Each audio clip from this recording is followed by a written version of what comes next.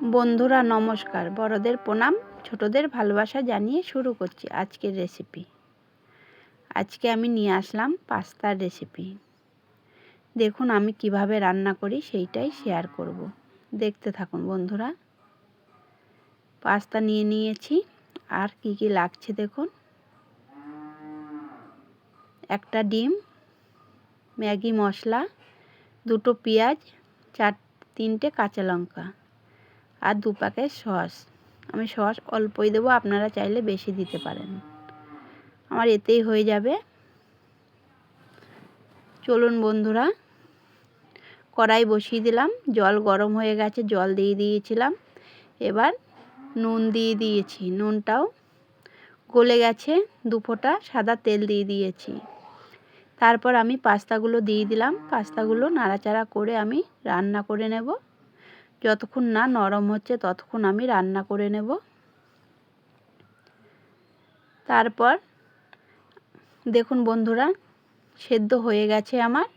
এবার আমি জল ঝরিয়ে নেব আর আরেকবার ধুয়ে নেব ভালো করে। ওই কড়াইটাই ধুয়ে আমি পরিষ্কার করে নিয়েছি। তারপর সর্ষের তেলে রান্নাটা করছি আমি।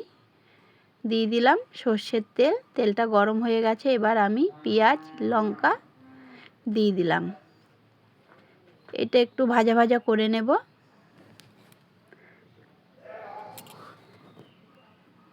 এর মধ্যে আমি একটা আলু কেটে নিয়েছিলাম, আর আলু খেতে আমাদের সবাই ভালোবাসে, তাই আমি আলু দিচ্ছি। আপনারা চাইলে অন্য সবজিও দিতে পারেন। এবার একসঙ্গে আমি ভেজে নেব।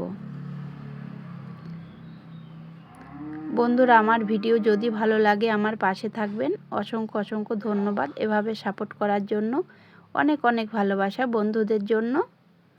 বন্ধুরা, পুরো ভিডিওটা না দেখলে বুঝতে পারবেন না আমি কিভাবে রান্নাটা করছি।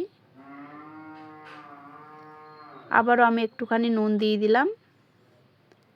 ঢাকা চাপা দিয়ে আমি ভেজে নেব, অল্প আছে।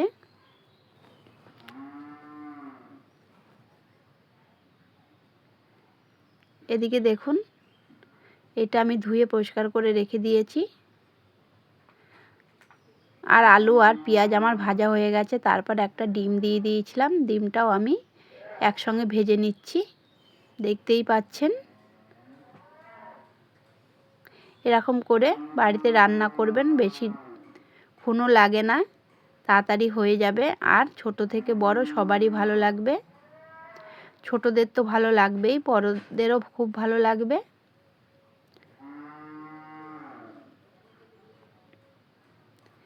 এবার আমার পাস্তাগুলো দিয়ে দেব। আলু ডিম সব আমার ভাজা হয়ে গেছে। এবার আমি পাস্তাগুলো দিয়ে 5 মিনিটের মতো রান্না করে নিলেই রেডি হয়ে যাবে পাস্তার রেসিপি। কতটা ঝরঝরে হয়েছে দেখতেই পাবেন। এবার আমি ম্যাগি মশলা দিয়ে দিলাম। ম্যাগি মশলা দিয়েও আমি একটুখানি নাড়াচাড়া করে নেব। একটার সঙ্গে একটা লেগে নেই। খুবই ভালো হয়েছিল বন্ধুরা, খেতেও খুব ভালো হয়েছিল। বাড়িতে অবশ্যই বানাবেন।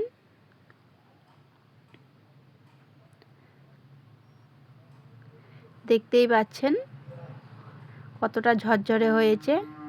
এবার নামানোর আগে আমি সস দিয়ে দেব। 1 প্যাকেট দিয়ে দিচ্ছি, আর 1 প্যাকেট আমি যখন খাবে তখন দিয়ে দেব। আপনারা চাইলে বেশিও দিতে পারেন। আমাদের বেশি কেউ খায় না, তার জন্য আমি অল্প করে সস দিই। কতটা লোভনীয় হয়েছে। রেডি হয়ে গেল আমার পাস্তার রেসিপি। নমস্কার বন্ধুরা, আবারও আসবো।